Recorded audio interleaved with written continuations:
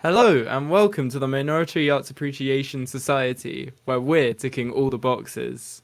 I'm Mattie and I lead the film discussions. I'm Josh, and I lead the music. You had one job, you literally just said this. I'm Josh, and I lead the music discussions. And we have got a wonderful episode today for you on in recording on International Women's Day. We'll be talking about the new film from I'm gonna butcher her name. I believe Celine. I want to say Sciamma because it's kind of spelt like science. With the Yeah, SCI at the start. Sciamma. I think with French names, if you just say it really quickly, you'll be okay. Yeah. Celine Sciamma. And yeah, obviously that's a film very centered around two women. And yeah, that's the modern film that we're going to be talking about. But first, we would like to talk about film and TV and how they're filmed differently. Because I recently started watching Mr. Robot. And something that I like very much about that show so far is it does have a very unique style. And often, like with TV shows, that's not something you can really say. And there are various reasons for that that you can't really fault them for. Josh, how do you feel about Mr. Robot? Mr. Robot is one of my favorite shows. I think it's an almost perfect show. Hopefully, one day we can do a full episode on it because I just think there's so much to talk about. And I think one thing that's amazing about Mr. Robot is with each season, it felt like it elevated itself. Like it started off as like it's pretty cool thriller about hackers with realistic hacking. By the fourth season, it is like one of the most heart wrenching, gorgeous stories about mental illness that I think has been put to screen and about trauma. Uh, and they really get into the main character. It's just wonderful. But obviously, you're not there yet, and I don't want to say too much about it. And hopefully, we can talk about it properly at some point. But Mm. I think one thing that sets Mr. Robot apart from other television is similar to the best parts of Twin Peaks. Um, you've got a consistent director at the helm. Sam Ismail directed every episode after season two, I think. So you've Oh, got this really coherent sense of voice, whereas like other shows, they're constantly bringing in kind of journeyman directors and just people to like get the job done who are like good, but they're just there to direct, like be there on set. It's not their baby, you know. it kind of becomes like an MCU thing where you have to like you can't have that much of a style because it has to feel part of this universe kind of Mm, thing. mm, Another thing as well that kind of holds TV shows back is the fact that it's just logistically shooting things in an interesting way is a lot more difficult. And doing that, if your show is like 7 seasons long or even four, that's like 4 seasons of 10 minutes, 10 minute, 4 seasons of 10 episodes, each 45 minutes. That is so much work. And making that look visually distinct can be really difficult. But sometimes you watch a TV show and the presentation just sucks and I just don't really have too much patience for it. mm, I think I've mentioned this before. It's like I'm just not much of a TV show person. Like mainly it's like an investment thing. I just don't have the time to get invested in like a huge number of TV shows that can like when they're good are so taxing in a way. But it does also that does also mean that like when I get into a show, like I really get into a show and really love it. So like it's that's partly why it's taken me so long to watch Mr. Robot because I just like want to be able to dedicate all this time to it. And I'm so pleased now that I started watching it. I like the characters and I like the way it's written and the structure and everything, but also like I'm like, oh, you've presented this interestingly. Like my expectations are being challenged and that kind of thing. one thing that is to be said about interesting presentation is a real sense of like purpose and voice behind everything. So when you watch a show like let's say like a sitcom, like Friends or something, Mm. lots of the shots are just kind of there to get the job done. Like here are the Yeah, yeah. characters. they're on the screen. Look at them. Uh, Whereas in Mr. Robot, every shot emphasizes the sense of loneliness and powerlessness, or power, um, and scope in a way Yeah. that almost reminds me of like Kubrick at points. There's this real It's verticality to characters and the way they're positioned. and the oh my god, the final shot of the show is like subverts everything from before it and makes it so much clearer what the show was saying, with its kind of Mm. characters always being in the periphery of the screen. Um, it's just so awesome. Like nothing feels gimmicky. It feels very purposeful. But at the same time, it doesn't feel like they're just doing a job. It feels like there's real passion behind each shot, and I remember specific shots from Mr. Robot, and that can't be said about a lot of TV shows where the shots just feel like arbitrary. And it's never invasive either. It never feels like it's breaking the narrative of the show either, which is just so important to maintaining that the feel of the show. I feel like. What you were saying about like investment in TV shows is I remember like Adam from YMS. I don't agree with his TV show take. Like I don't think it's ridiculous to say, yeah, try out a season and a half. I don't think that's a huge time investment. Oh, definitely, I think yeah. I do really value shows that come out of the gate fully formed. Like I really feel like Mr. Robot season 4 is, in my opinion, a lot better than season 1. Mm. However, the first episode of Mr. Robot is like if you just that's just a self-contained story that's just really fun to watch, and Yeah, the characters yeah. feel really fully formed. Like one thing about Mr. Robot is the story writing gets better in my opinion, but the Mm. actual characters are like all there at the beginning. Like Ellie is as interesting as he is at the end of the show. It's just that we unraveled his layers. All of his trauma and shit, it's visible, it's there. But you just don't understand, exactly why he's like this yet, like why he's so broken. Whereas other shows, the first episode, like the characters don't even feel like the same characters that they are going to be in a few seasons. I think this is like a problem like The Office US has. Like the first season's fun, but they haven't really totally figured out the tone of the show or how it's going to be different to the original Office. They're just still very much finding their feet. The Yeah. shows that come off out of the gate really confident, like those, I really admire. Yeah, and like they're always on just that echelon above. Like The Office can be like so entertaining and really heartwarming and things like that. But there's just never that cohesion that you get with shows like Mr. Robot or Breaking Bad. Obviously they that like Breaking Bad is a drama, but if you go back to that first season of The Office, that is just a show that was greenlit to be an American adaptation of the English show to make some money.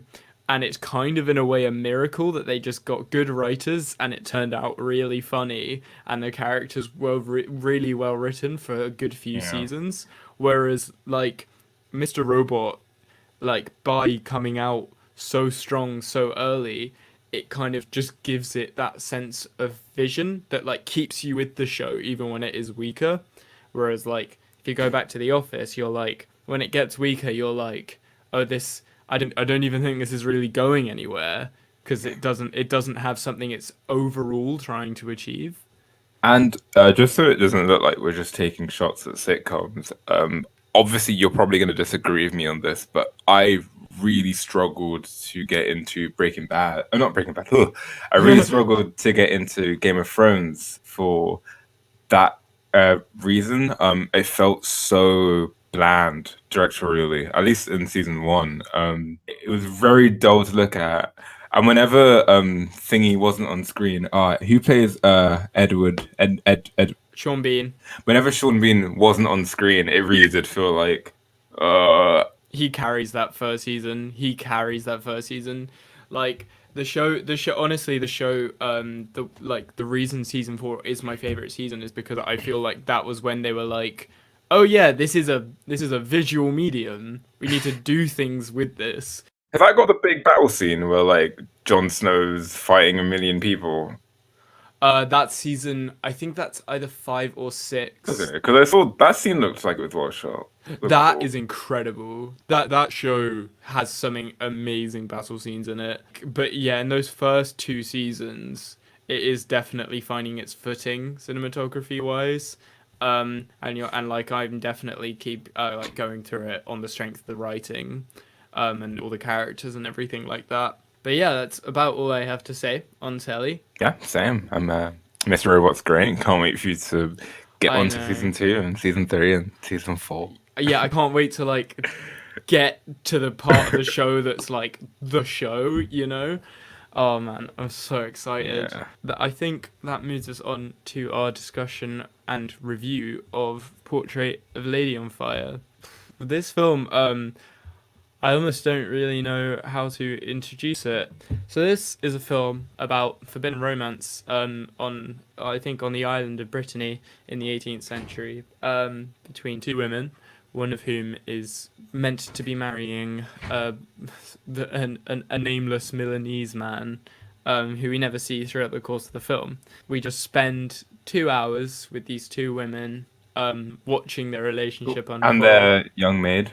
and their young maid, who became much more prominent than I thought she would. That's not negative. Watching this relationship unfold is immensely powerful. I was extremely excited for this film. I brought this up at the end of the last episode, but seeing this kind of longing being represented on screen is very important to me. So when I saw a film that was just going to clearly take its time and visually show us what it's like to be in this position, and the world what it's like to be in this position, I was like over the moon.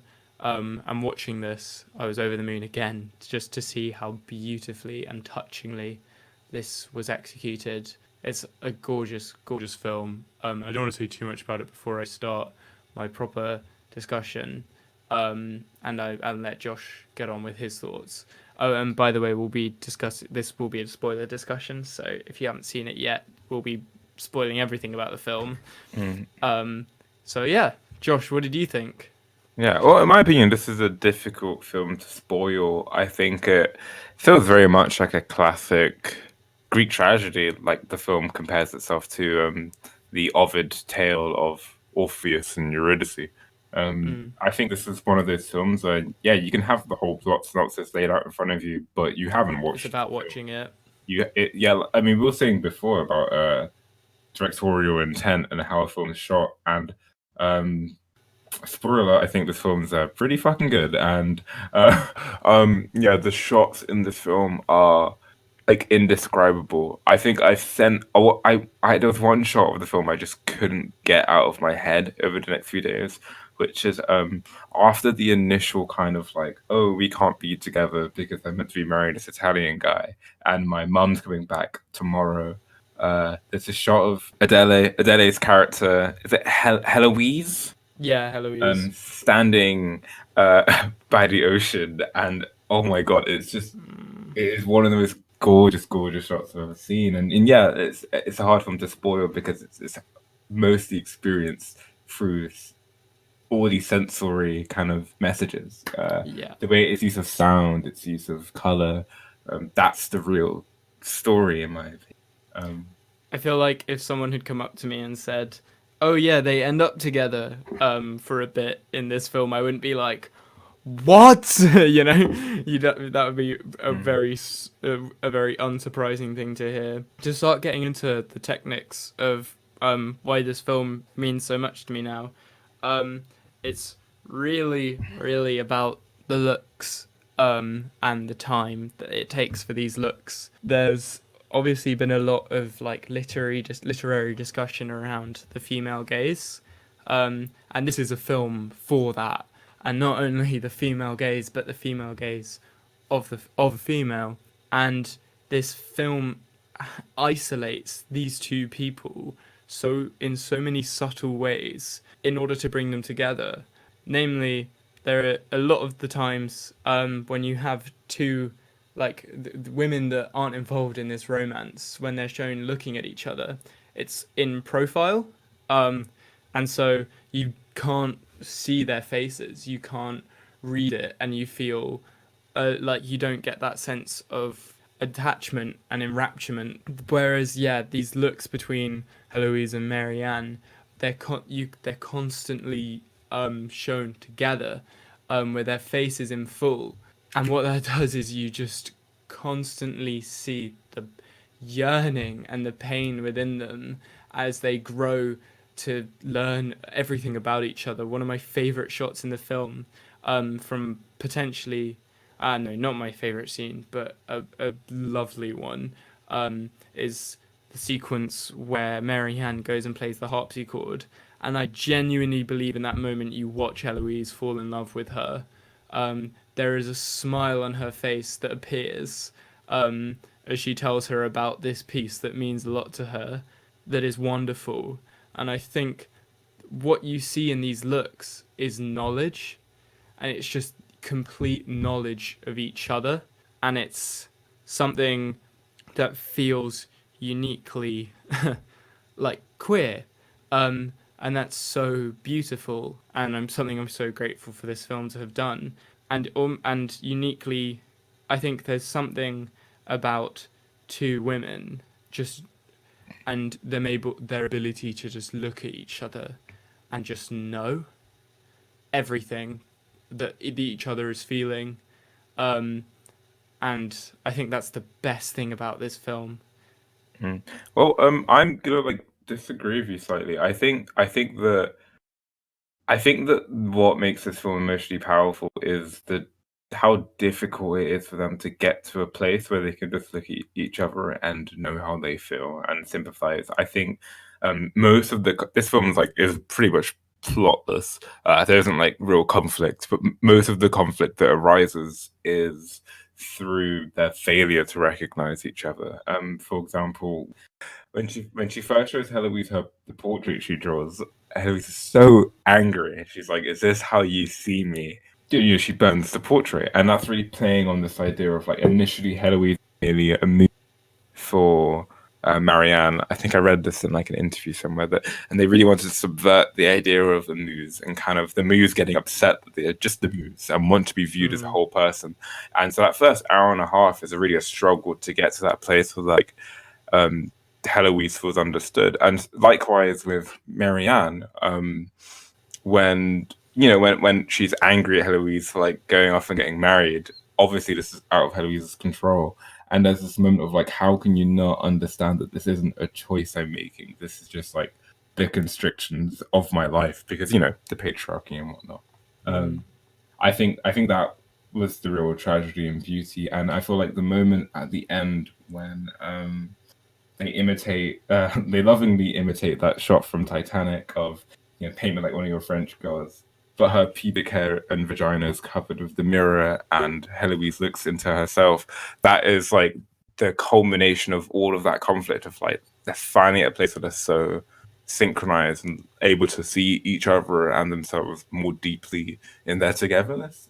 with the opening scene being this essentially a damnation of the romance, and you see the emotional toll that it's taken on Marianne. A scene that already had me in tears, just because I knew where this film was going to go, and how beautifully it was going to execute it. But what that does is just the whole time you know that the importance that this film places on looking and knowing, um, soon she won't be able to look at her, very literally, and that's what makes the final two scenes of her going to like being able to see her so powerful.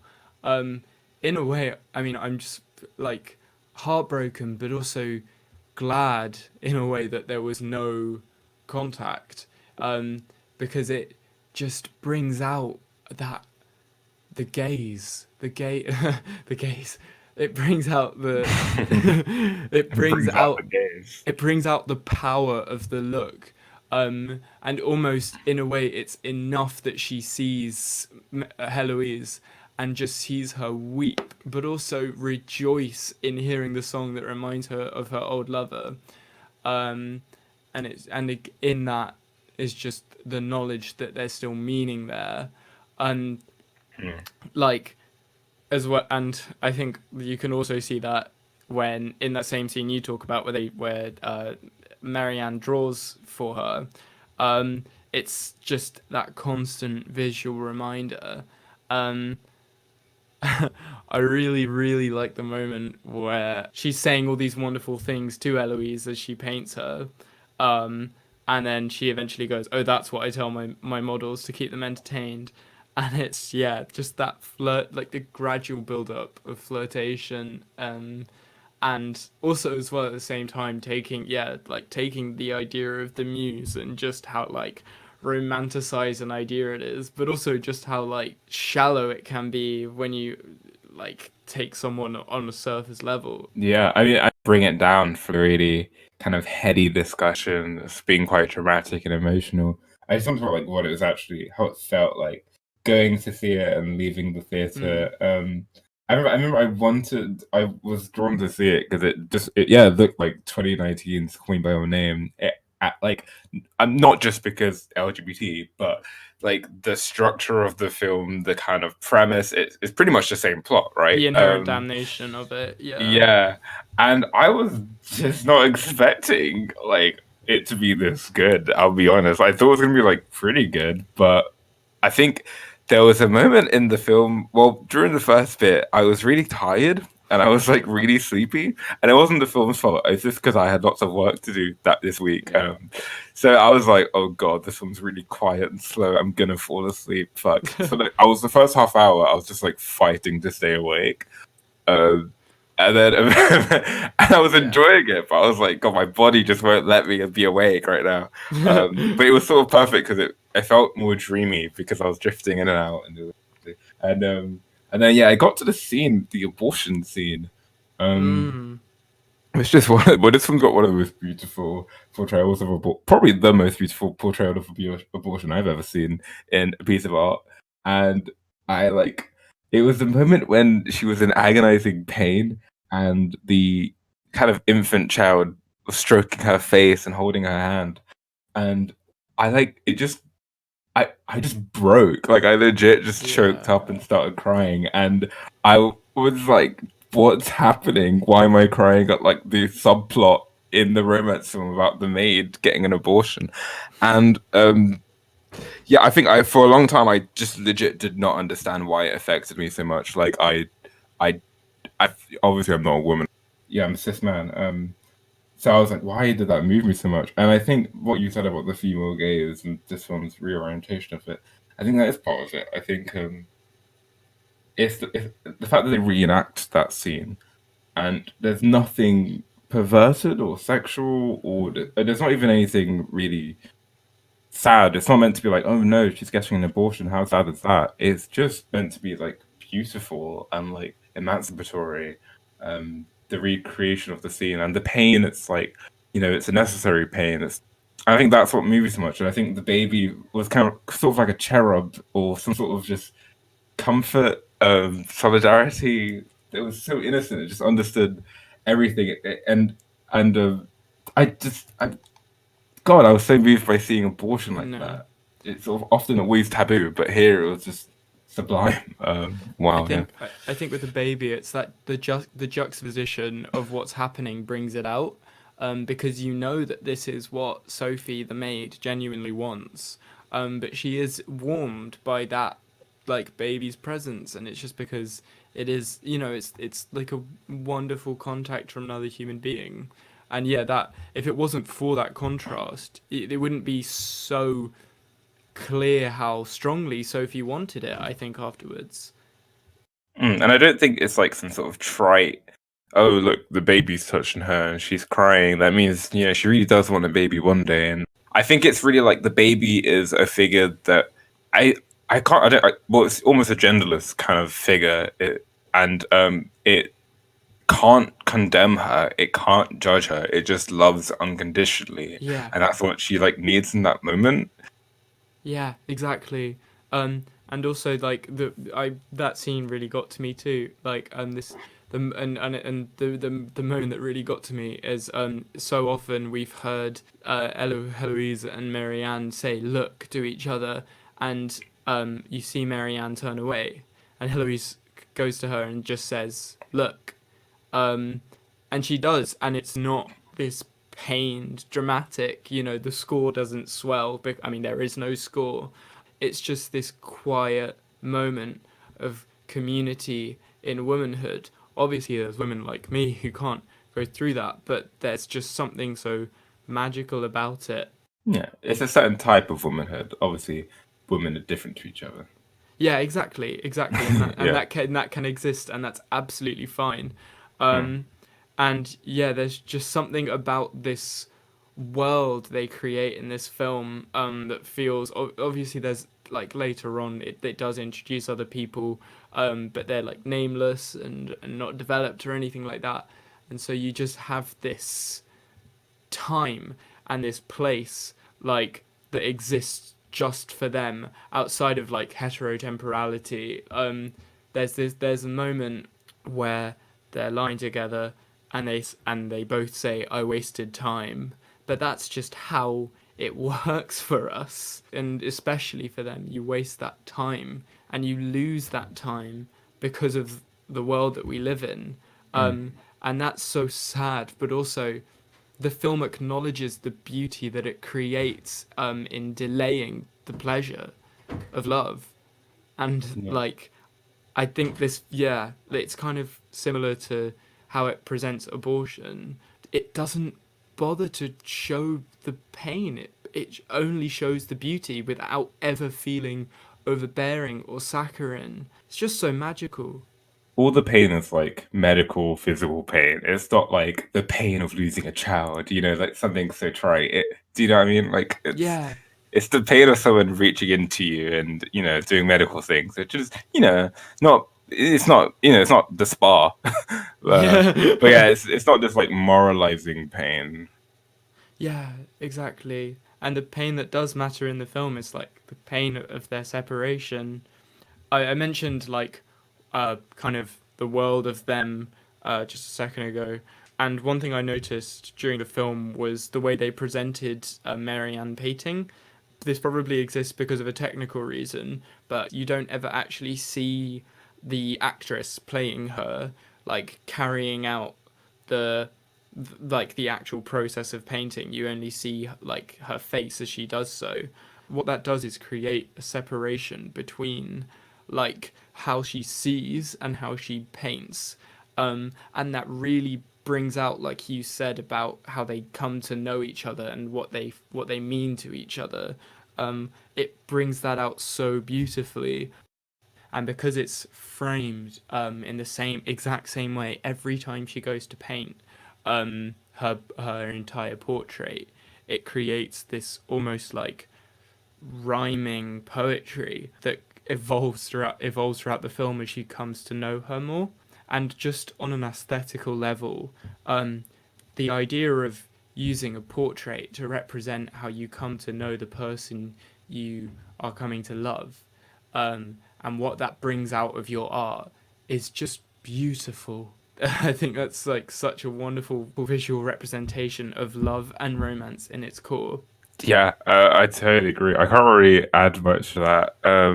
I agree. That's really nice. I hadn't really thought about that. How they were framing the painting scenes. Those always felt like the painting scenes in this film remind me of like the science jargon scenes in like a sci-fi film, where it's like this is the part of the film where the scientists have to be scientists for the film to make sense. It's like the painter's gonna paint. But yeah, it's cool that you picked out like something deeper in that. Um, I like walking out of this film. I remember like I felt so like shaken. Like Yeah.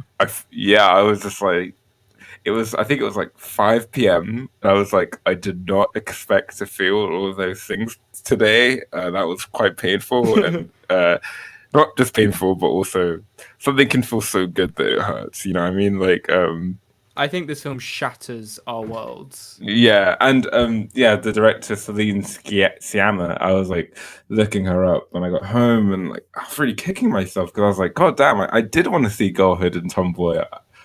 But now I know how great she is. I was like, I should have been more urgent with seeing those films. And yeah, I was watching interviews, and she's just like a lovely, lovely lady. She's really funny. And she has this quote about Titanic. She said a lot of Titanic. She was going for some Titanic feels in this film, Oh. and her reasoning was she argues that Titanic is totally queer, and that Leonardo DiCaprio gives a very androgynous performance. He's really effeminate. Yeah, Because have you and seen there's loads of memes about him being a lesbian I haven't seen those memes. that exists, like Surely. young him. And this sort of casual, just yeah, I'm just gonna take the Titanic and say it's for the gays, and not tell Yeah, you about it till now. I found really funny, like this I love appropriation of that. like a James Cameron high Hollywood romance film. But yeah, I do think that's like you were saying, like this film, I think it hits sort of the same like emotional beats as like a film like Titanic, but it reaches. Yeah, I don't love Titanic. I think Titanic is fine, it's good, but it reaches like the emotional highs of Titanic without like the crazy Celine Dion score and the James Cameron directing. It's a Yeah. it's like it feels like an art house powerhouse of a romance film. It reaches higher heights with so much less, and so much more purpose. Like, just even the lack of score just gives this feeling of constantly waiting and waiting. As well, another thing I noticed in the film was just this constant alternation between night and day. Um, like, and I think one thing that I found so wonderful was that a lot of the more intense scenes um, came during the night leading up, but then when it came to their actual first kiss, it was just during the day. They were still hidden. They're not afraid of anything outside of them. Um, they're just open, and I thought that was just wonderful. But yeah, to kind of like, I don't.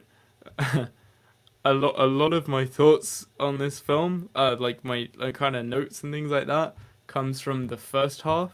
Because yes, I don't want to give this impression that the whole time I was watching it, I was like analyzing every frame and everything. Because in the second half, um, I was mostly just a mess of sobbing.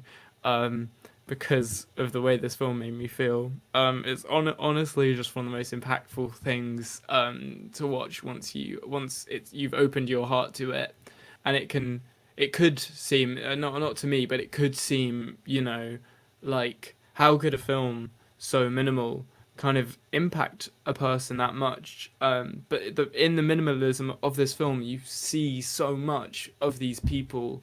You see so much of their expressions and their looks and the way they move and how you can hear them.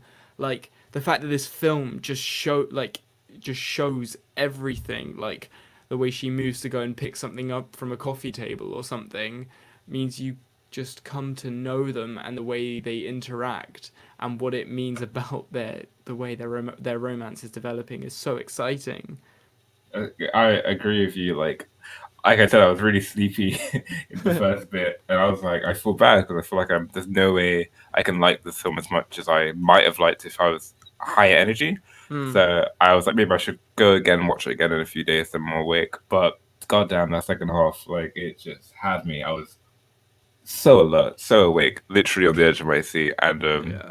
yeah, it's a transformative experience. And I was gonna say, we've been on a pretty good run with films. I think it's been like 6 months since we talked about like a properly bad film that we both disliked, with Only You. Yeah. Um, Yeah. and I was gonna say this is, in my opinion, every bit as good as The Lighthouse. And in a weird way, 2019 just keeps getting better and better, like as 2020 goes along. And this film feels like the mirror to The Lighthouse of like it has the opening scene of character on a boat and it's turbulent and they're Yeah. going to an island and then it's like two people of the same gender trapped together. But like this is what happens when two Yeah. women are trapped on an island. When they fuck. I think there were like homoerotic undertones to The Lighthouse, but obviously that film's about like toxic masculinity and like guilt, Yeah. much sadder emotions. But yeah, I think this is like a weird mirror, even in like the color contrast of like that's black and white, and this is one of the Mm. most vivid, colorful films. Uh, I think that would be a great movie night, like watching this side by side of The Lighthouse. I think That would be that, lit. and they both have that slow burn. I think that would be a good time. You could like, I'd love to see like as well. a version of like where this one's in black and white and the lighthouse is in color or something. Just that back to back would be fascinating, I think. Like slowly making them more like each other or something. God, Um, maybe just map the dialogue from this film onto the entire lighthouse and see what it says.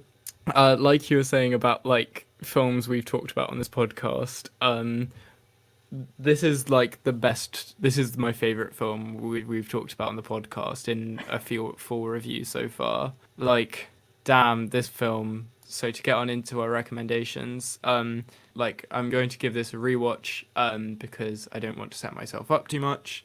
But this is phenomenal, and this is probably the most a romantic film has resonated with me ever. I want to watch it again and again and just make sure that's the case, but I don't see that going away. This is just magical to me, and I honestly just never. I was watching it and I could not believe that things I felt could be represented this honestly. In terms of reality, there was so little for me to compare. It's such a completely different time period, but I saw so much of like the way I feel in it. But then even aside from like the way I feel and what I see of myself in it, you like it's just wonderful. It's just one of the most strikingly beautiful films I've seen in recent memory. Um, and yeah, you don't have to relate to it to get something out of it. Um, and it's so powerful in that way. So yeah, I'd wholeheartedly recommend this. Like 2019 was a fucking blockbuster year for films. For me, like I've seen so much I like adored from that year. It's hard to believe that I could love something else from that year so much, but here I am. Fucking watch this. It's amazing. Josh, what about you? Yeah, I'm right there with you, Siskel. I'm. This is tied with the Lighthouse, which again I think they're just as good as each other. Just saying opposite things. Um, this is the best one we've done, tied with the Lighthouse. Hmm. On the podcast, and um, Makes me so happy. yeah, as like a romance film, this is kind of it does what all of my favorite romance films, like the Before trilogy and Call Me by Your Name, have done. It just takes the conversation somewhere slightly different, uh, somewhere slightly further, and it just feels in the canon of art house romance. This is a really delightful attribution, and yeah, this is a complete phenomenal film. Obviously, I am giving it a very, very, very, very, very, very, very, very, very strong recommend. Um, I think you will be doing yourself a real disservice by missing this. Um, and yeah, you can't sing its praises enough. I don't really have anything I disliked about it, if I'm I honest. know. It's like, on the one hand, it's hard to stop talking about, but I have to because otherwise I'm literally gonna start fucking crying. Damn it. Well, to bring it back to some goofiness, it sort of had a Return of the King ending. I felt. I think it ended three times.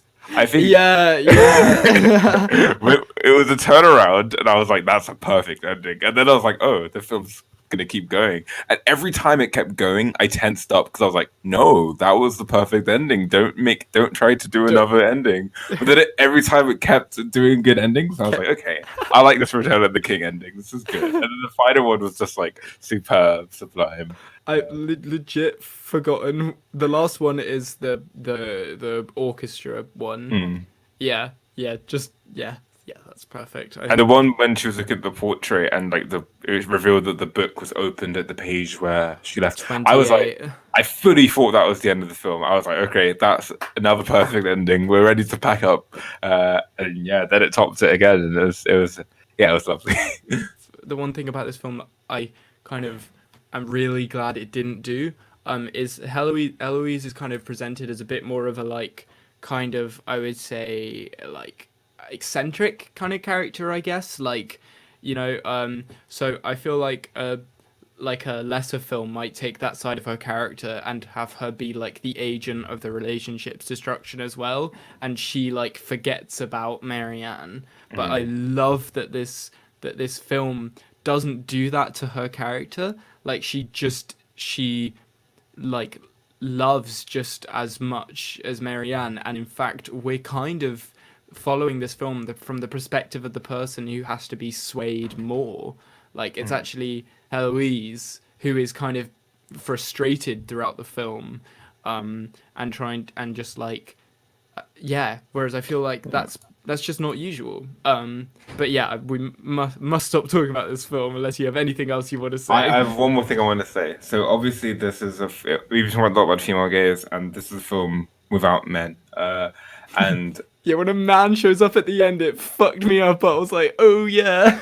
yeah, well, the guy who came to help pack up the stuff was very innocuous. Like he was just like a guy who was helping her ship. Like it was the guy who came and was like, "Oh wow, your Orpheus painting. Oh, so interesting." Anyway, but what I'm trying to say is like obviously even though I'm a man and like this film obviously it's meant to be enjoyed by everyone, but it's not made for me. Like I still found it like really resonant in terms of Mm, it had the call me by your name thing of like what it feels like to remember a really powerful summer love. Except here, like the love never left. Like you said, no character was at fault in ending the relationship. And I think there are so many like relationships like that which just end because they have to. Like something went wrong, but you still love each other, but you just can't. mm, And it's this really captures that, and it's like one of those painful, indescribable types of breakups. This is one where you like, yeah, we love each other, but like we can't do this anymore. Like we're obviously, but obviously here that's more like metaphorical for me. Here, quite literally, they were forced to not be together. But on just like an emotional level of how we process that type of relationship, on like a, if I'm making it something I can, well, yeah, I just found it resonant in that sense. I hope that makes sense. no, no, that's so valid. Yeah, like this is a film for women and like and gay women, but also like yeah, that doesn't mean that you can't see things that you resonate within the film. Like that is so true. That like it's it might be a different reason that emotion is being brought out, but that emotion that you described of like powerlessness to sustain your relationship, that that is yeah, that is exactly what this film is provoking in you. Like yeah, it's just the context and the reason around it is different. But yeah, um, thanks very much for listening. That has been our review and just discussion and gush over Portrait of a Lady on Fire. A wonderful, wonderful film. Um, make sure to follow us on Spotify. And if you're listening there, and also we've just made a Twitter. Josh, what is the Twitter handle? Minority Society wait. It's the same as the Instagram. It's the same as the Okay, Instagram. cool. That's I believe Minority Arts Podcast. There we go. And if you're watching on YouTube, like and subscribe. But yeah, Comment, send us emails, give them, like do what you want. bro, just hit us up. Fuck. All right, thanks very much for listening. Oh Oh, wait, no, you've yeah, yeah, music. yeah. You have music. One thing I'd like to do every year or so is a bit of an event. Certain artists come around and they are titans in the art world, I feel, and monoliths, artors, as you may call them. You've got directors like Kubrick, you've got authors like Shakespeare, where their whole oeuvre is worth talking about. And on the level of Kubrick, on the level of Shakespeare, we've got Kanye West, and yeah, we're going to be launching into a three-parter split into 6 episodes, a true epic. We're going to discuss every album in Kanye West's discography. Next week will be our Woo! first part. We'll be talking about what I will coin the college era, with the college dropout, late registration, and graduation. Um, and if you want to keep up with us and talk, think about these albums with us, I highly recommend you listen to them. Um, and let us know what you think. And yeah, so next week we're going to be discussing the first three Kanye studio albums. So I'm pretty looking forward to. And fun fact, Mattie's never heard any of these apart from The Life of Pablo. So I'm really super dope and super doped up. I'm really super dope. I'm just so super dope. I'm already talking like Kanye. Yeah, very excited. Awesome. No, I'm really excited too. I'm really excited to start listening to some Kanye albums and patching over a gaping hole in my music history knowledge because that's a bad one. That is a pretty bad one. And I like the idea of this like intensive course to just fix that and then I move on. But yeah, so that will be that'll be the next episode then. Yeah. All right. Thanks very much. Yeah, Oh, I think we've ticked all the boxes. we have ticked all the boxes indeed. Thanks very much for listening. Bye. Bye bye.